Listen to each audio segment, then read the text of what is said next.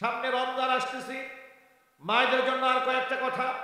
আল্লাহ নবী বলেন, আল মারআতু ইযা সাল্লাত খামসাহা, মহিলা যদি ৫ ওয়াক্ত নামাজ ঠিকমতো আদায় করে, ওয়া সামাত শাহরা, রমজানের মাসে রোজা রাখে, ওয়া আতাআত বালাহা, স্বামীর আনুগত্য করে, ও আহসানাত ফারজাহা, সতীত্বের হিফাজত করে, তাদখুলু বিআইহি বাবিন মিন আবওয়াবিল জান্নাতি শাআতি ইয়াওমাল কিয়ামা, কিয়ামতের দিন জান্নাতের ৮টি দরজার যেই দরজা দিয়ে খুশি ওই দরজা দিয়ে নারী আল্লাহর জান্নাতে চলে যাবে। ৫ ওয়াক্ত নামাজ পড়তে হবে, রমজানে রোজা রাখতে হবে। আমরা তো রমজান রোজা রাখবো তো ইনশাআল্লাহ। কারা কারা রাখবেন হাত দেখি উঠা করে। আল্লাহ কবুল করে, জোরে করে আমিন। কতগুলো রাখবেন রোজা ইনশাআল্লাহ বলেন? সবগুলো রোজা, সাহারি, তারাবি, ইফতার আমরা সুন্নাহ মোতাবেক পালন করব, বলি ইনশাআল্লাহ। হাত নামান, হাত নামান। ভাই আমার, রমজানে কোরআন তেলাওয়াত করব অনেক বেশি, নিজেরাও করব, স্ত্রী সন্তানদেরকে কোরআন তেলাওয়াতে আমরা উদ্বুদ্ধ করব। ইফতারে আইটেম কমায় ফেলবো, সাহারির আইটেম কমিয়ে ফেলবো, ইবাদতের আইটেম বাড়াই দেব। আমরা কিন্তু খাবার আইটেম জন্মের খাওয়া খাই রমজানে। রমজানের আগে থাকে ৮২ কেজি, রমজানের পরে হয়েছে ৮৬ কেজি। ঠিক কিনা বলে? ব্যবসায়ীরাও বুঝে ফেলছে যে এটা এমন জাতি, নির্লজ্জ জাতি, এরা ১১ মাস খায় না, জন্মে খাওয়া রোজার মাসে খায়।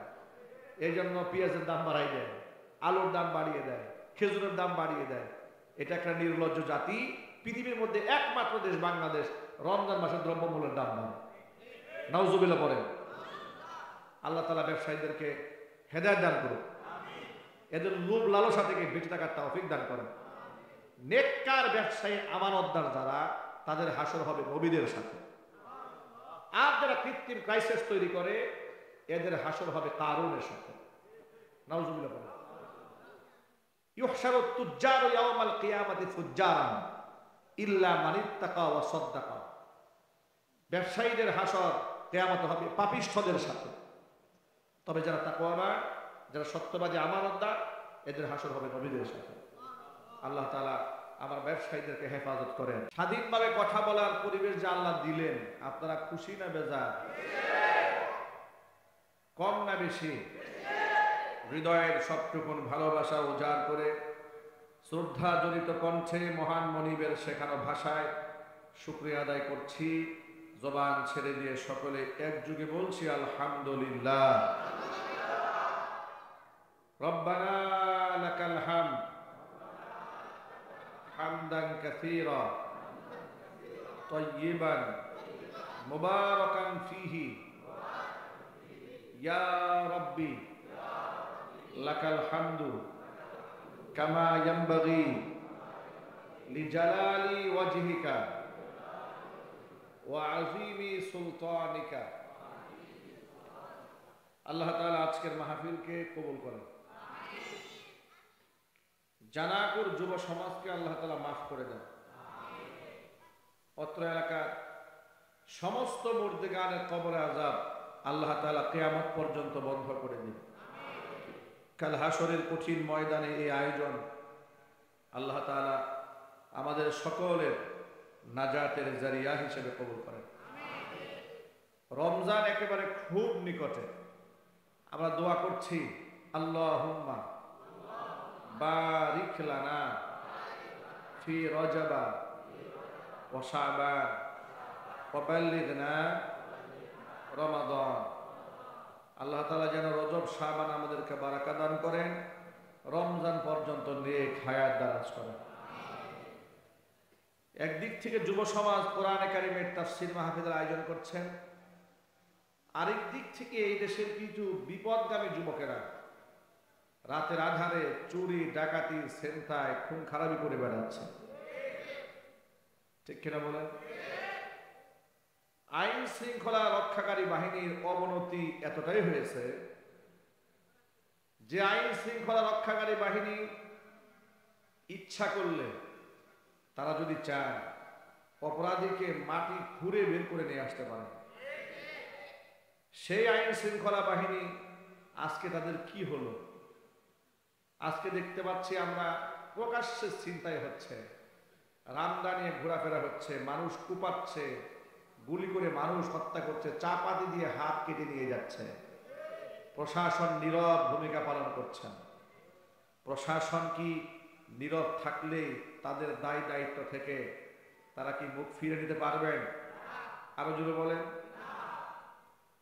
বিগত স্বৈরাচারের আমলে যে অপকর্মগুলো তারা করেছে, উচিত ছিল যে এই সময় কিছু পাপের প্রায়শ্চিত্ত ভোগ করা। ঠিক কিনা জোরে বলেন। আর নিজেকে কিছুটা শুধরানো।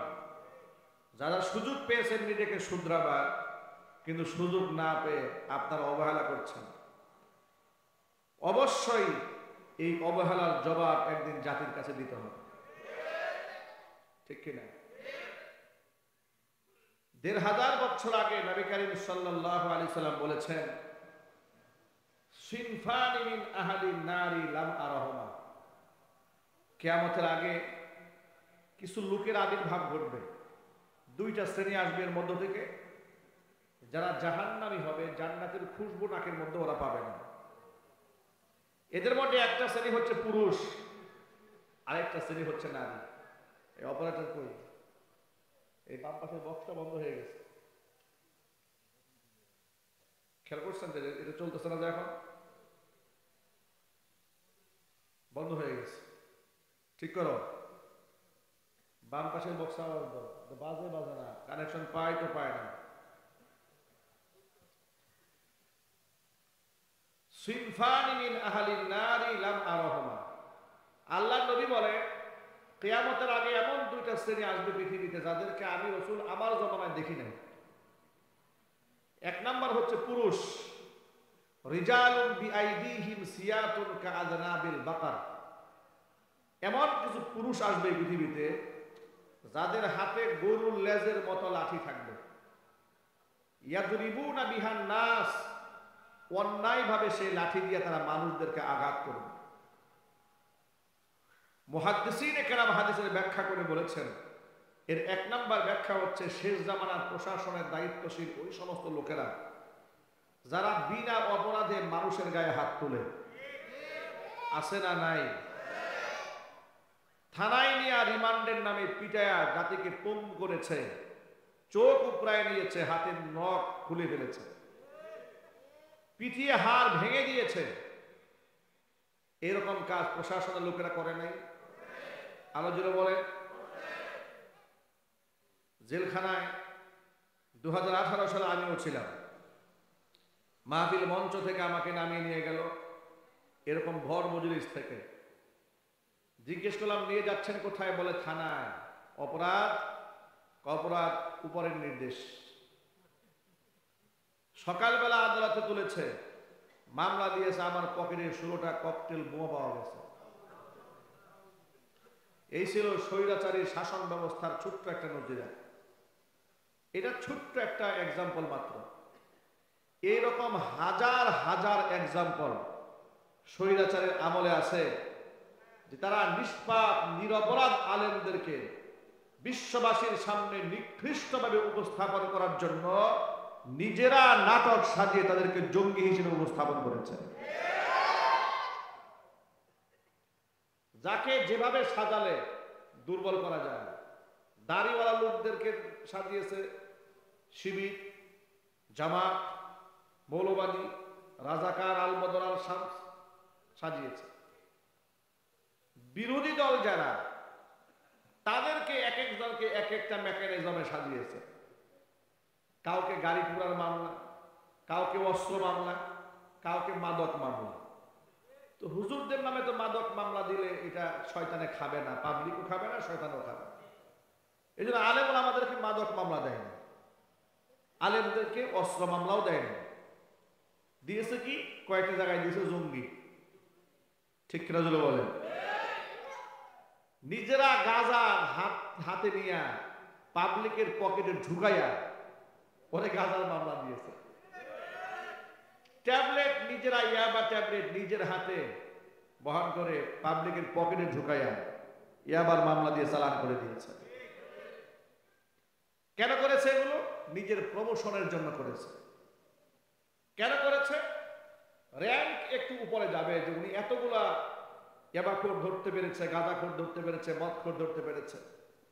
নিরপরাধ মানুষদেরকে অপরাধী বানাইয়া জেলখানায় বছরের পর বছর তারা আটকায় রেখেছে। আমি আমার এখানে সামনে অনেক যুবক ভাইদেরকে দেখতে পাচ্ছি। যুবকেরা, আমরা যুবক মানুষ, আমাদের এই যৌবনের একটা দাম আছে, মূল্য আছে। যৌবন চিরদিন থাকবে না, ক্ষমতাও চিরদিন থাকবে না। একদিন ক্ষমতার শেষ হবে। আমার এই যৌবনের তাগড়া এই শক্তিও একদিন শেষ হয়ে যাবে। যারা 16 বছরে এগুলা মানুষের সামনে করেছে, আজকে তাদের দিকে একটু তাকায় দেখেন। হাজার কোটি টাকার মালিক, কিন্তু পৃথিবী আল্লাহ পাক তাদের জন্য এত সংকীর্ণ করে দিয়েছেন, পৃথিবীর কোনো মাটি ওদেরকে নিতে চায় না। এমনকি ওরা এখন মরে গেলে বাংলাদেশের মাটিতে ওদের দাফন হবে কিনা এটাও সন্দেহ আছে। ওদের লাশটা পর্যন্ত জমিন এখন নিতে চাচ্ছে না। কোরআন শরীফের একটা আয়াত আপনাদের শোনা, একটু মিলাই নেবেন। আল্লাহ রাব্বুল আলামিন ১৫০০ বছর আগে সূরা তাহার মধ্যে ঘোষণা করেছেন, ওয়ামান আ'রাদা আন যিকরি ফাইন্না লাহু মাঈশাতান দানকা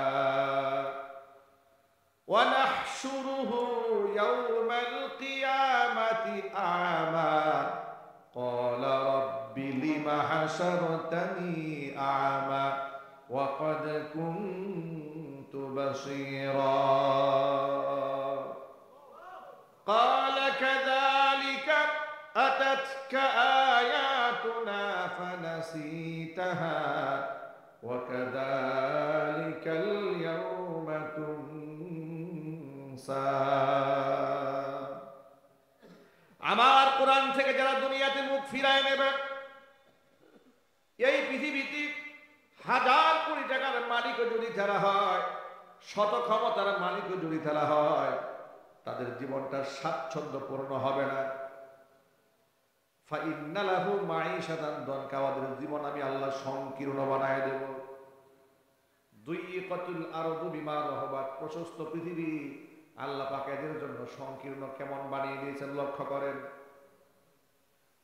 যারা হাজার কোটি টাকা দেশ থেকে বিদেশে পাচার করে নিয়ে গেছে, কোরআনের মাহফিলে বাধা প্রদান করেছে, আলেমদেরকে মিথ্যা মামলা দিয়েছে, গরু রশি দিয়া বেঁধে আলেমদেরকে টেনে আদালতে হাজির করেছে, পায়ের মধ্যে ডান্ডা পেরিয়ে পড়িয়েছে, হাতের মধ্যে লোহার হাত করা পড়িয়েছে, বুলেট প্রুফ জ্যাকেট পরিয়েছে, মাথার মধ্যে হেলমেট পরিয়ে আলেমদেরকে জাতির সামনে সবচাইতে নিকৃষ্ট মানুষ এবং সবচাইতে নিকৃষ্ট অপরাধী হিসেবে জাতির সামনে প্রমাণ করার চেষ্টা করেছে।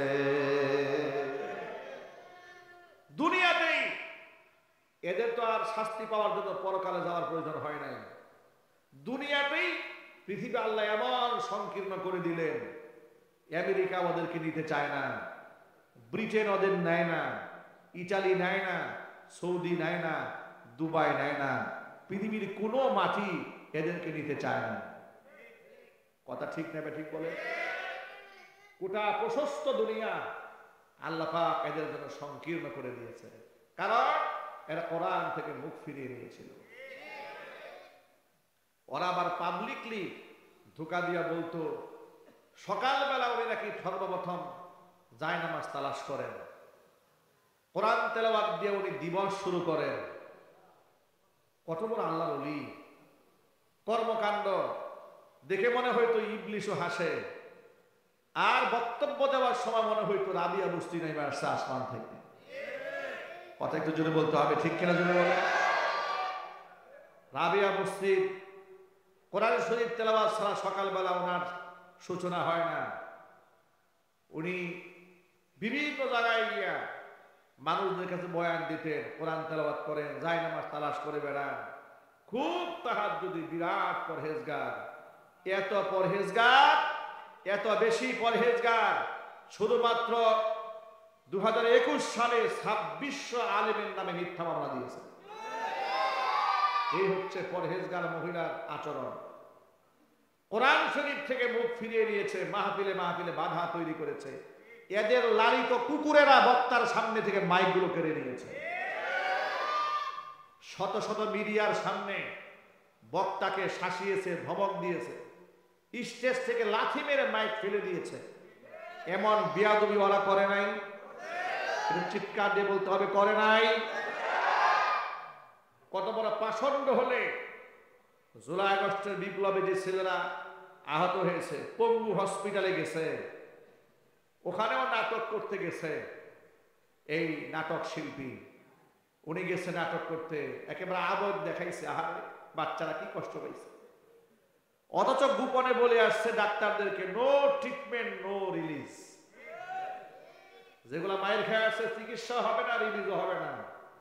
আজকে জাতির সামনে তা প্রমাণিত হয়েছে। অসুস্থ রোগীদেরকে চিকিৎসা না দিয়া ধুকে ধুকে যে মারতে চায়, ও মানুষ নয়, সে জানোয়ার ছাড়া কিচ্ছু নয়। আবার বলে আমার কি দোষ? এর যদি কোনো দোষ না থাকে, ইবলিস শয়তানের কোনো দোষ নাই। আমার ভাইরা, যুবক ভাইদেরকে বিশেষ করে বলছি, যুবকেরা, এই জন্য যার তার পেছনে দৌড়ালে হবে না, যেখানে সেখানে জীবন দিলে চলবে না। ওই স্বৈরাচারীর পিছনে যে সমস্ত যুবকেরা জীবন নষ্ট করেছে, যৌবন নষ্ট করেছে, একটুখানি চিন্তা করেন।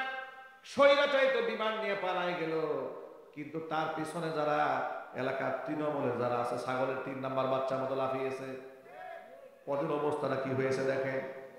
ওদের দিকে ওদের আপা কিংবা ওদের মা একটা বারের জন্য ফিরাও তাকায় নাই। আমি তো মনে করি ওদের কর্মীরা হাসিনার বিরুদ্ধে ঝাড়ু মিছিল করা উচিত। যা আমাদের বিপদের মধ্যে ছেলে দিয়া, আপনার জ্ঞাতি গোষ্ঠী নিয়ে যে বিদেশ গেলেন, আপনার রক্ত যেখানে আছে সব নিয়ে তো পালাইছেন, বিদেশ গেছেন। আমাদের আছে নাকি? আমাদের বিপদে ফেললেন কেন? কথা ঠিক না ঠিক জোরে বলে।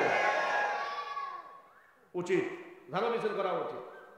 যুবকেরা, যেখানে সেখানে জীবন দেওয়া যাবে না। ওদের কর্মীরা রাস্তাঘাটে মারা গেলে লোকেরা আলহামদুলিল্লাহ বলবে। এটা কেমন জীবন? আপনি মারা গেলে লোকেরা আলহামদুলিল্লাহ বলবে? আপনি সেই দলের মুখে লাথি মারেন যে দলের রাজনীতি করলে মরার পরে লোকেরা আলহামদুলিল্লাহ বলবে। ঠিক কিনা? ইন্নালিল্লাহ বলতে চায় না মানুষ। আমি এমন জীবন কেন গঠন করব? আমি এমন জীবন গঠন করব, এমন জীবন করিবে গঠন, মরিবে হাসিবে তুমি, কাঁদিবে ভুবন। আল্লাহ নবী বলেন, রিজালুন বিআইদিহিম সিয়াতুন কাযনাবিল বাকারি। এমন কিছু যুবকরা কিয়ামতের আগে আসবে যারা অন্যায়ভাবে মানুষদেরকে পিটাবে। এরা হচ্ছে সমাজের যারা অন্যায়ভাবে মানুষদেরকে প্রহার করে। আল্লাহ পাক যেন এই ধরনের অপকর্ম থেকে, লাঠিয়াল বাহিনী হওয়া থেকে, মানুষের ক্যাডার বাহিনী হওয়া থেকে আমার যুবক ভাইদেরকে বাঁচায় দেন। জোরে কোন আমিন। যুবক ভাইরা, বেনামাজি নেতার পিছনে দৌড়ায় কোনো লাভ নাই, সন্ত্রাসের পিছনে দৌড়ায় কোনো লাভ নাই। তো আমাকে তো মরতেই হবে, ঠিক কিনা বলেন? আমি যদি কারো বুক ঝাঁঝরা করে দেই, আমি যদি কারো সন্তানদেরকে এতিম বানায় দেই, আমার সন্তানদেরকে আল্লাহ পাক এতিম বানায়া দিবে। আমি যে সন্ত্রাসী, হাতের মধ্যে হাতিয়ার তুলে ধরেছি, আমাকে শায়েস্তা করার জন্য আরেকজনের হাতে হাতিয়ার উঠবে না? চিল্লা বলেন, উঠবে না? তাহলে আমি এই পথে কেন হাঁটব? এই পথটা তো ভালো পথ নয়। এই গুন্ডামির পথটা কি ভালো পথ? সন্ত্রাসীর পথ কি ভালো পথ? না, আমরা এই পথে হাঁটবো না। বলেন ইনশাআল্লাহ। জীবন যদি দিতে মনে চায়, আমি আল্লাহর পথে জীবন দেব, কোরআনের জন্য জীবন দেব, আল্লাহ রসুলের জন্য জীবন দেব। আমি মরেও আমি ধন্য হব, পরকালে বিনা হিসেবে জান্নাত পাবো। আর যদি আল্লাহর জন্য জীবন না দিয়া এই সমস্ত বেনামাজি, সুদখোর, ঘুষখোর, মিথ্যাবাদী, লম্পটদের পিছনে দৌড়ায় মরি, খাসিরাত দুনিয়া ওয়াল আখিরাত, দুনিয়াও শেষ, আখিরাতও শেষ। আল্লাহর হাবিব সাল্লাল্লাহু আলাইহি ওয়াসাল্লাম বলেছেন, রিজালুন বিআইদিহিম সিয়াতুন কাযনাবিল বাকারি। এই সমস্ত লোকদের হাতে থাকবে লাঠি, অন্যায়ভাবে মানুষদেরকে মারবে। আল্লাহ পাক যেন আমার যুবক ভাইদেরকে এমন সন্ত্রাসী কর্মকাণ্ড থেকে হেফাজত করেন। জোরে বলেন আমিন। দ্বিতীয় নাম্বার হচ্ছে এমন কিছু মহিলারা পৃথিবীতে আসবে, নিসাউন কাসিয়াতুন আরিয়াতুন মুমিলাতুন মাইলাতুন, এমন মেয়েরা দুনিয়াতে আসবে যে মেয়েরা পোশাক পরে উলঙ্গ হয়ে থেকে যাবে।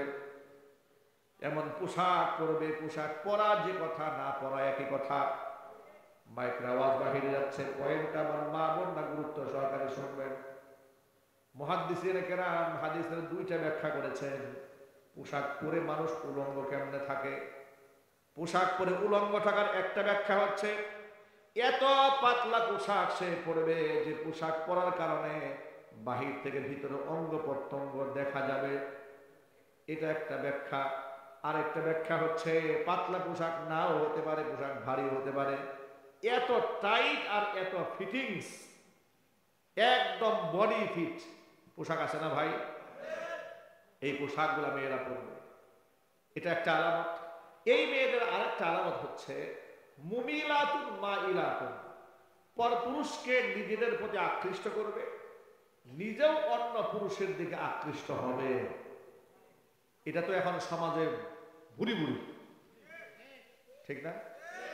ইন্টারনেট ফেসবুক থাকার কারণে, টিকটক আইডি থাকার কারণে মেয়েরা নিজেকে খুব লাবণ্যময়ী করে সাজিয়ে গুছিয়ে পরপুরুষের সামনে উপস্থাপন করে মাত্র কয়টা পয়সার জন্য।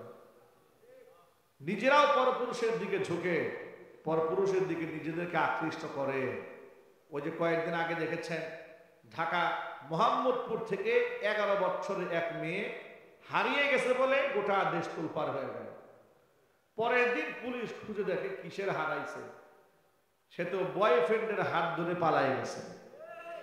জিজ্ঞেস করা হলো আসলে কেমনে, পরিচয় কিভাবে হলো? বলে টিকটকে পরিচয় হয়েছে। ক্যান্সার রোগে আক্রান্ত মাকে ঘরের মধ্যে রেখে আসছে, টিকটক প্রেমিকার সাথে রাত্রি যাপন করার জন্য উত্তরবঙ্গের নওগাঁ চলে গেছে। নাউজুবিল্লাহি মিন যালিক। আমি সরকারকে বলবো, আপনারা তো সংস্কারের কাজ করতেছেন, আপনারা এক কাজ করেন, এই যে বিবাহের জন্য যে আপনারা 18 বছর নির্ধারণ করেছেন, এটা বড় জুলুম করা হয়েছে। মেয়েদের জন্য 18 বছর করার দরকার নাই, মেয়েরা বালেগা হয়ে গেলে বিবাহের উপযুক্ত হয়ে যায়। কথা বলে ঠিক কিনা বলে? কিন্তু এটা সংশোধন করা উচিত। বাল্য বিবাহের নামে অসংখ্য শরীয়ত সম্মত কাজকে বাধা দেওয়া হচ্ছে, বাল্য বিবাহ ঠেকায় দেওয়া হচ্ছে, কিন্তু বাল্য প্রেম ঠেকাবার কোনো আইন নেই। কথা ঠিক নেবে ঠিক বলেন? আমার ভাইরা, আল্লাহর হাবিব বলেন নিজেরাও তারা পরপুরুষের দিকে ঝুঁকে যাবে, পরপুরুষকে নিজেদের প্রতি আকৃষ্ট করবে। ওদের মাথার চুলের স্টাইলটা কেমন হবে শোনো। রুউসুহুন্না কাআসনিমাতিল বুখতিল মাইলা, মাথার চুলগুলা পার্লারিং করে উটের কুজের মতো উঁচা বানাবে, হেলে দুলে রাস্তায় চলতে থাকবে। নবীজি সাল্লাল্লাহু আলাইহি ওয়াসাল্লাম বলেছেন এই চরিত্রের মহিলাগুলা আর ওই চরিত্রের পুরুষগুলা লা ইয়াদখুলুনাল জান্নাতা, জান্নাতে তো এরা প্রবেশ করবে না, ওয়ালা ইয়াজিদনা রিহাহা, জান্নাতের খুশবু পর্যন্ত এরা নাকের মধ্যে পাবে না। ওয়া ইন্না রিহাহা লাতুজাদু মিন মাসিরাতি কাযা ওয়া কাযা, অথচ জান্নাতের সুঘ্রাণ এত এত দূরত্ব থেকে পাওয়া যাবে। অন্য একটা হাদিসে পাওয়া যায় ওয়া ইন্না রিহাহা লাতুজাদু মিন মাসিরাতি 40 আমা, 40 বছরের দূরত্বের পর থেকে জান্নাতবাসী জান্নাতের সুঘ্রাণ নাকের মধ্যে পাবে। সেই গ্রামও এই সমস্ত মেয়েরা পাবে না। শুধু মেয়েদের দোষ দিয়ে তো লাভ নাই। আমরা যারা বাবা আছি, আমরা যারা গার্জিয়ান আছি, স্বামী আছি, বড় ভাই আছি, আমরাও কি আমাদের দায়িত্ব এড়াতে পারবো? না, পারা যাবে না। আল্লাহ নবী সাল্লাল্লাহু আলাইহি ওয়াসাল্লাম বলেছেন সালাসাতুন ক্বাদ হারামাল্লাহু আলাইহিমুল জান্নাহ, 3 শ্রেণীর মানুষের জন্য আল্লাহ পাক তার জান্নাতকে হারাম করে দিয়েছেন। 1 নাম্বার হচ্ছে মুদমিনুল খামরি, মদ যারা খায়, মদ যারা পান করে তাদের জন্য আল্লাহর জান্নাত হারাম। আপনারা একটু জোর আওয়াজে বলবেন জবাব দিয়া, দেশে মদখোর আছে না নাই? মদ নিষিদ্ধ হওয়ার দরকার আছে না নাই? কিন্তু বাংলাদেশে মদ নিষিদ্ধের আইন কি আছে? না। মাদক নিয়ন্ত্রণ আইন আছে, কিন্তু মাদক নিষিদ্ধের আইন নাই। মাদক নিয়ন্ত্রণ আইন এটা হচ্ছে একটা ধোঁকাবাজি। এটা কি জুড়ে বলেন? ধোঁকাবাজি। এর মানে হোটেল সালাদিয়াতে গরিব মানুষরা মদ খাইতে পারবে না, কিন্তু 5 স্টারে যায় মদ খাবার সুবন্দোবস্ত আছে। এটা কোনো আইন হলো? কি বলেন আপনারা? এটা বৈষম্যপূর্ণ আইন। কথা ঠিক না? ঠিক বলেন? এই ধরনের আইন চলবে না। পায়খানা এটা টয়লেটে বসে খাওয়া হারাম, এটা ডাইনিং টেবিলে বসে খাওয়া হারাম। হারাম তো হারাম, আর হারাম তো এটা মানুষ বানায় না। হারাম ঘোষণা করেছেন কে? আল্লাহ। যেখানে হারাম করেছেন, বান্দা এটার লাইসেন্স দেয় কি করে? কি করে মদের লাইসেন্স দেয় দেশের মানুষ? নবী সাল্লাল্লাহু আলাইহি ওয়াসাল্লাম বলেছেন, জীবনে একবার যে ব্যক্তি মদ পান করবে, এক ঢুক মদ পান করলে 40 দিন পর্যন্ত তার কোনো ইবাদত আল্লাহর কাছে কবুল হবে না। কোন নামাজ, কোন রোজা, কোন হজ, কোন যাকাত 40 দিনের মধ্যে, মানে মদ পান করে দেহকে এমন নাপাক বানিয়েছে, তওবা করলেও 40 দিনের সেজদা কোনো কাজে হবে না। শখ করেও এক ঢুক মদ খেতে পারবেন না, হারাম। বিবাহের অনুষ্ঠানে, বড় লোকের বিবাহের অনুষ্ঠানে মদের নাম পরিবর্তন করে নাম দিয়েছে অ্যালকোহল, বিয়ার, হুস্কি। এগুলো নাকি বিভিন্ন জায়গায় সার্ভ করা হয়, খাওয়া যাবে না। মদ চিরন্তন হারাম, আর এর মধ্যে কোনো সম্মান নাই, কোনো ইজ্জত নাই। মদখুরকে ঘরের বউ সম্মান দেয় না, মদখুর বাবাকে সন্তানরাও শ্রদ্ধা করে না, মদখুর নেতাকে কর্মীরাও শ্রদ্ধা করে না। কথা ঠিক কিনা বলেন? মদ কেন আপনি খাবেন? এর মধ্যে কি কল্যাণটা আছে? মদখুর রাত 3টা বাজে মদ খায় বাড়ি গেছে, ঘরের দরজা বউ খুলে দিয়েছে, বউকে মা বলে ডাক দিয়েছে। কি বলেন? মা বলে ডাক দিয়েছে। বউর মাথা ঠান্ডা আছে এখন? আর ঝাড়ু নিয়ে দাঁড়িয়েছে, গোলামের পুত গোলাম, তুই আমার মা বলে ডাক দিয়েছিস। মেজাজ খারাপ হয়ে গেছে। রাস্তার ড্রেনের মধ্যে গিয়ে পড়ছে, মদ খায়, মাথা ঠিক নাই। ড্রেনের সাথে গিয়ে কথা বলে, কিরে ড্রেন, তুই নি সারাদিন রাস্তার সাইডে ছিলি, মাঝখানে কোন সময় আসলি? ড্রেন নাকি রাস্তার মাঝখানে চলে আসছে। স্ক্রু যে ঢিলা হয়ে গেছে, যে জিনিস খাইলে স্ক্রু ঢিলা হয়ে যায়, ওই জিনিস খাওয়া আল্লাহ তাআলা হারাম করে দিয়েছেন। কুল্লু মুস্কিরিন হারাম। মাদকতা সৃষ্টিকারী প্রত্যেকটা খাবার হারাম। বান্দা এটা দিতে পারবে না। আল্লাহ তাআলা যেন আমার যুবকদেরকে হেফাজত করেন। ইদানিং দেখতে পাচ্ছি কিশোর গ্যাং তৈরি হচ্ছে। অল্প বয়সের ছেলেরা তারা সন্ত্রাস হয়ে যাচ্ছে। গ্যাং, 12-14 বছর ছেলেরা অস্ত্র নিয়ে ঘুরে বেড়ায়। এটা কত লজ্জাজনক কথা। যারা বাবা মা আছেন, আগে থেকে সতর্ক হন। সন্তান নষ্ট হওয়ার পরে তাবিজ কবজ দিয়ে তো কাজ হবে না। সন্তান নষ্ট হওয়ার আগে সন্তানকে কোরআন শেখান, হাদিস শেখান, ইসলাম শেখান, মসজিদের সাথে সম্পর্ক বানান, মাদ্রাসার সাথে সম্পর্ক তৈরি করে দেন। আপনার সন্তান গুন্ডা মাস্তান হবে। ঠিক কিনা জোরে বলেন? মাগুরাতে এক মাহফিলে গেলাম, যাওয়ার পরে এক ভদ্রলোক আসছেন, মুসাফা করে চোখের পানি ছেড়ে দিয়ে বলছে, হুজুর, দুঃখের কথা কি বলবো, আমার ছেলে ক্লাস 9-এ পড়ে। 9-এ পড়ুয়া ছেলে মদ পান করে। বলে, আমি আমার ঘরের দরজা বন্ধ করে আমার ছেলের পা ধরে বলছি, বাবা, আমি তোর বাবা হয়ে তোর পা ধরছি, আমার এলাকায় সম্মান আছে, ইজ্জত আছে, এলাকার মানুষ আমাকে থুতু মারবে, তোমার ছেলে মদ খায়, এর চাইতে লজ্জা আমার নাই। হুজুর, আমার ছেলেটাকে একটু দোয়া করে দিবেন। আমার ছেলেটাকে নিয়ে আসতে, আমার কাছে নিয়ে আসছে। আমি কিছু নসিহতমূলক কথাবার্তা তাকে বলে দিয়েছি। আপনার সন্তান তো একদিনে মদখোর হয় নাই, একদিনে তো জুয়াখোর হয় নাই, একদিনেই মাস্তান হয় নাই। পৃথিবীর কোনো সন্তান মায়ের গর্ভ থেকে মদখোর হয়ে আসে না, সন্ত্রাস হয়ে আসে না, গুন্ডা মাস্তান হয়ে আসে না। আপনি আপনার সন্তানকে দ্বীনি শিক্ষা দিতে পারেন না, ইসলাম শেখাতে পারেন না, আল্লাহকে চেনাতে পারেন না, পরকাল চেনাতে ব্যর্থ হয়েছে, যার দরুন সন্তান সন্ত্রাস হয়ে গিয়েছে। আমার সন্তান কার সাথে উঠা বসা করে, এই ব্যাপারটাকেও আমাকে খেয়াল করতে হবে। আমরা তো আমাদের প্রবাদ বাক্যে বলি, সৎ সঙ্গে স্বর্গবাস, অসৎ সঙ্গে সর্বনাশ। আল মারউ মা মান আহাব্বা, হুজুর বলেছে এই পৃথিবীতে যার সাথে যার মহব্বত, পরকালে তার সাথেই তার কিয়ামত। সন্তান কার সাথে উঠা বসা করছে, এটা আপনাকে বাবা মা হিসেবে অবশ্যই খেয়াল রাখতে হবে। দরকার আছে না? মাদকের সাথে কোনোভাবেই জড়িয়ে যাওয়া যাবে না। মদ তো মানুষ অনেক করে গিয়ে খায়, বিড়ি, সিগারেট, তামাক, এগুলা ছাড়তে হবে।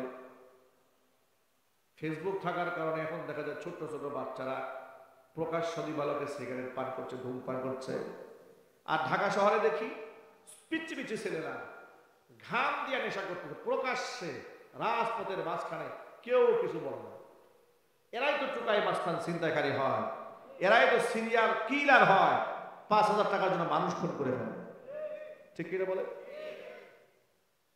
আমার সামনে যারা বসে আছেন, আজকে ওয়াদা করবেন জীবনে কোনোদিন একটা সিগারেট হাতে নেবেন না, ইনশাআল্লাহ।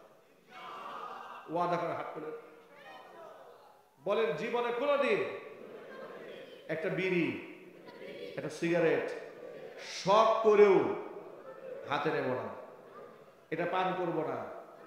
আল্লাহ যেন আমল করার তৌফিক দান করেন। হাত নামা। বিড়ি খুঁড়তে যে কি মহাব্বত একে অপরের প্রতি, বাপ রে বাপ। চা খাইতে গিয়ে বলে গরম পানিতে ধুয়ে দেন, অন্যের ঠোঁট লাগছে, গরম পানিতে ধুয়ে ধুয়ে নিয়ে আসছে। আর বিড়ি খুঁড়ের কোনো ধোয়া নাই, মুসারাই একজনের ঠোঁট থেকে টান দিয়ে আরেকজন টানা শুরু করছে। কোনো গরম পানি নাই, কিছু নাই। কি মহাব্বত বিড়ির সাথে, কি বিড়ি। আল্লাহ হেদায়েত দান করে, জোরে করে আমিন। 1 নাম্বার, মাদকের সাথে আমাদের সম্পর্ক থাকবে না, ইনশাআল্লাহ বলেন। 2 নাম্বার, ওয়াত্তলাতু ফিন্নার, জাহান্নামে দেখলাম। দেখি জাহান্নামে কারা? ফারাআইতু আকসারা আহলিহান নিসা, জাহান্নামে তাকায় দেখি জাহান্নামের অধিকাংশ বাসিন্দা পৃথিবীর মহিলারা জাহান্নাম দখল করে ফেলতেছে।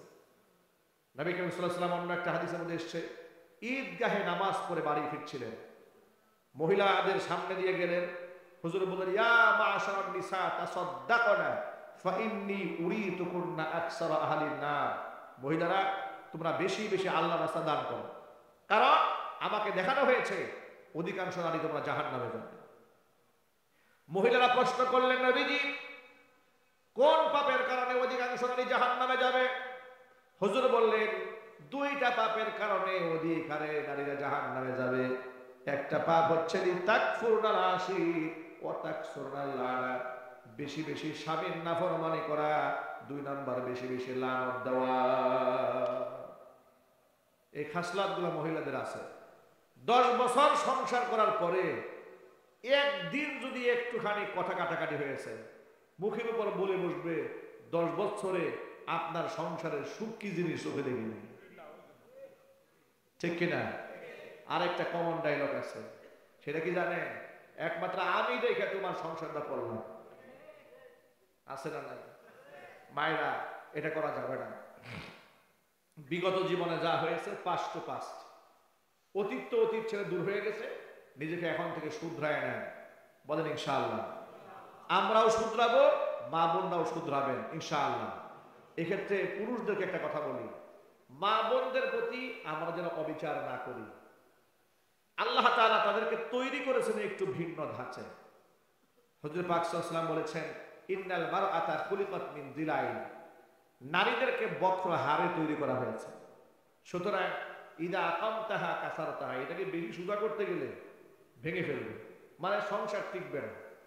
ওয়া ইদা ইসতামতা'তা বিহা ইসতামতা'তা বিহা ওয়া ফিহা ইওয়াজুন, আর যদি এর নিয়ে সুখের সংসার করতে চাও, তাহলে ওই বক্রতাটাকে ম্যানেজ করেই চলতে হবে। সুতরাং যখন দেখবেন যে বউয়ের মেজাজ একটু বেশি খারাপ হয়ে গেছে, তখন আপনি বুঝে নিবেন আল্লাহ ওরে বানাইছে এই সিস্টেমে। ঠিক কিনা বলে? এরা সহজ জিনিস সহজে বুঝবে না। সহজ জিনিস জিলাপির মতো পেঁচ দেবে আগে, এরপরে বুঝবে। এক কথা 2-3 বার না বললে মাথা ঠিক থাকে না। এরপরে যখন আপনি শ্বশুর বাড়ি, আপনার শ্বশুর বাড়ি কোনো লোকজন বাড়িতে আসবে, আসলে দেখবেন যে তার প্রস্তুতি খুব আগে থেকে খুব গরম। আর আপনার বাড়ির লোকজন যদি আসে, দেখবেন মেজাজ খুব খারাপ। ঠিক কিনা? এগুলাকে একটু কৌশল করে চলতে হবে। এখানে মেজাজ দেখায় কোনো লাভ নাই, মেজাজ দেখাবেন না। আর ভুলেও স্ত্রীর সামনে শ্বশুর শাশুড়ির বদনাম বলবেন না, তাহলে কিন্তু খাদ্যে লবণ লাগবে বেশি, ঝাল বেশি হয়ে যাবে তরকারিতে, ঠিক কিনা বলেন? এগুলা করা যাবে না, দুষ্টুটি খুঁজে বের করা যাবে না। মাঝে মাঝে কৌশল করে একটু তাউরিয়া করবেন। তাউরিয়া, তাউরিয়া বুঝেন? মানে মিথ্যা না আবার সত্যও না, বউরে খুশি করার জন্য এই কৌশলটা করা যায় আছে। কোন সুবহানাল্লাহ। স্ত্রীকে খুশি করতে গিয়া স্বামী কিছু কৌশল অবলম্বন করতে পারে। কয়েকটা ক্ষেত্রে আপনি এই কাজটা করতে পারেন। দুইটা ভাইয়ের ঝগড়া লাগছে, এই দ্বন্দ্ব মিটাই দেওয়ার জন্য আপনি তাউরিয়া করতে পারেন। মিথ্যা কথা না, এটা হচ্ছে সত্য না মিথ্যাও না, একটু উল্টায় পাল্টায় বলবেন। কেমন জানেন? বাজার থেকে শাড়ি নিয়ে আসছেন, এগুলো তো মহিলারা শুনতেছে সব গোমর কি ফাঁস হয়ে যায় কিনা। শাড়ি নিয়ে আসছেন, আপনি জানেন আপনার বউর মেজাজ এরকম, যদি এটার দামটা বেশি না শোনে, আপনি যত সুন্দরী আনেন এটা ভালো লাগবে না, ঠিক কিনা বলেন? 300 টাকা দিয়ে কিনছেন, তখন আপনি একটু তাউরিয়া করলেন, বাজারে এটা তো 900 টাকা বিক্রি হয়, এরকমের মধ্যে এটার মূল্যটা আছে, মোটামুটি সে খুশি হয়ে গেছে, বিরাট আমাদের 900 টাকা দিয়ে শাড়ি কিনে আসছে। আসল দাম বললে তোমার সুরে মারবে আপনার দিকে, আপনি একটু ম্যানেজ করে নিলেন আর কি, চললেন, কিন্তু রাগ দেখানো যাবে না। নবী করিম সাল্লাল্লাহু আলাইহি ওয়াসাল্লাম স্ত্রীদের সাথে রাগ দেখান না, খারাপ ব্যবহার করেন না, ধমক দেন না। ছোট্ট একটা হাদিস শোনায়, আপনাদের বেশি কষ্ট লাগতেছে? উম্মুল মুমিনিন মা আয়েশা রাদিয়াল্লাহু তাআলা আনহার গৃহে নবীজি বিশ্রাম নিচ্ছেন। আল্লাহর রাসূলের একাধিক স্ত্রী থাকার কারণে তিনি ভাগ করে থাকতেন। কখনো আয়েশার ঘরে, কখনো হাফসার ঘরে, কখনো যায়েনাবের ঘরে ভাগ করতেন, কখনো উম্মে সালামার ঘরে ভাগ করতেন। একবার মা আয়েশা রাদিয়াল্লাহু তাআলা আনহার গৃহে তিনি আসেন, সতীনের ঘর থেকে ছোট্ট একটা পেয়ালার মধ্যে কিছু হাদিয়া আসছে। মা আয়েশা রাদিয়াল্লাহু তাআলা আনহা বললেন, আমার খুব গায়ে লাগছে, তারা তো জান্নাতি রমণী, আমাদের মা হন, রাসূলের স্ত্রী, কত বড় সৌভাগ্যবান তারা, সুবহানাল্লাহ বলেন। কিন্তু হাজার কিছুর পরেও তো তারা মানুষ, তারা কি মানুষ, তাদের রাগ আছে, গুসা আছে, মান আছে, অভিমান আছে, আছে না? মা আয়েশা বলেন, আমার খুব রাগ হয়েছে, আমার গায়ে লাগছে, আমার ঘরে থাকা অবস্থায় সতীনের কাছ থেকে কেন হাদিয়া আসে? ওর ঘরে যখন থাকে সে তো খাওয়াই, এখন যা খেদমত আমি একা করবো। পিয়ালার মধ্যে কিছু হাদিয়া আসছে, একটা আছাড় দিয়ে পিয়ালা সব ভেঙে ফেলছে রাসূলের সামনে। প্রিয় ভাইরা, এই কাজ যদি আমাদের বউরা আমাদের সামনে করতো, কি করতেন? যে আচার পিয়ালায় দিছে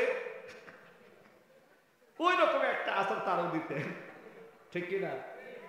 মা আয়েশা কি বলেন শোনেন, মা আয়েশা হুজুরের প্রশংসা করে বলেন যে আমার বয়স তখন একটু কম ছিল, আমি আবেগী ছিলাম, আমি আচার মেরে পিয়ালা ভেঙে ফেললাম, দেখলাম আল্লাহর নবী আমার প্রতি সামান্যতম রাগ হয়ে একটু ভুরু কুঞ্চিত করলেন না, আমাকে গালিও দিলেন, আবার সতীনের সাথে আমার সম্পর্কের দূরত্ব যেন সৃষ্টি না হয়, হুবহু একটা পেয়ালা কিনে তার বাড়িতে খালি পেয়ালা ফেরত দিলেন। রাসূল বুঝতেই দিলেন না যে আমি পেয়ালা ভেঙে ফেলেছি। আল্লাহু আকবার বলেন। যারা একাধিক বিবাহ করতে চান, এই ভারসাম্য আগে শেখেন। খালি একাধিক বিবাহ করা সুন্নাত, কিন্তু এদের মেইনটেইন করা যে কত কঠিন এটা আগে বুঝতে হবে। যাদের সামর্থ্য আছে এরা বিবাহ করে না, যাদের সামর্থ্য নাই এরা করে 6টা। কোনাবাড়ি জেলখানা রোডের মাথায় এক রিক্সাওয়ালাকে দেখি 3 মহিলা কলারে ধরছে। কয়জনে? 3 জনে, এখানে ধরছে, একজনের পিছনে ধরছে, একজন এই পাশে ধরছে। আমি রাস্তা দিয়ে যাচ্ছি, দেখলাম কি বেইজ্জত কারবার, 3 মহিলা রিক্সাওয়ালাকে টেনে হিঁচতে নেওয়া হয়েছে, সব মানুষ জমা হয়ে গেছে। আমি জিজ্ঞেস করলাম, ভাই কি হয়েছে এখানে? হুজুর আর বলবেন না, এক রিক্সাওয়ালার 3 বউয়ে এরে ধরছে। এ যেখানে যায় সেখানে একটা করে বিয়ে করে, বিয়ে করার পরে বউকে ওখানে ফালাই রেখে চলে আসে, পরে বিয়ে আরেকটা করে। সে ঢাকাতে বিয়ে করছে একটা, সাভারে করছে একটা, গাজীপুরে করছে একটা। কিভাবে 3 বউ নেটওয়ার্ক মিলছে একসাথে, 3 জনের ষড়যন্ত্র করে এক জায়গায় আটকাইছে যে ধর এত আরেক জেলায় গিয়ে আরেকটা বিবাহ করবে। শুধুমাত্র বিবাহ করলে হবে না, এদের হক আদায় করতে হবে। নবী করিম সাল্লাল্লাহু আলাইহি ওয়াসাল্লাম বলেছেন, একাধিক স্ত্রীর মধ্যে যারা সমতা রক্ষা না করে, কিয়ামতের দিন অর্ধ অঙ্গ প্যারালাইজড অবস্থায় হাসরের ময়দানে রবের সামনে তারা দাঁড়াবে। জোরে করে নাউজুবিল্লাহি মিন যালিক। ভাইরা আমার, আল্লাহ নবী মা আয়েশার সাথে রাগ দেখান না, গুসা করেন না। সুতরাং সুন্নাত শুধু মুখে দাড়ি রাখা নয়, শুধু মাথায় টুপি দেওয়া সুন্নত নয়, তাহাজ্জুদের আদায়টাই সুন্নত নয়, বাস্তবিক জীবনে স্ত্রীর সাথে সুন্দর আচরণ করাও সুন্নত। এই কথাগুলো মনে থাকবে না ইনশাআল্লাহ? আল্লাহ পাক আমাদেরকে আমল করার তৌফিক দান করে, জোরে করে আমিন। আমাদের মায়েরা বোনেরা আমাদের হক আদায় করবে, আমরাও আমাদের স্ত্রীদের হক আদায় করব। আমরা দাইয়ুসের কাতারে আমাদের নাম লেখাতে চাই না। আল্লাহ তাআলা যেন সকলকে হেফাজত করে, জোরে করে আমিন।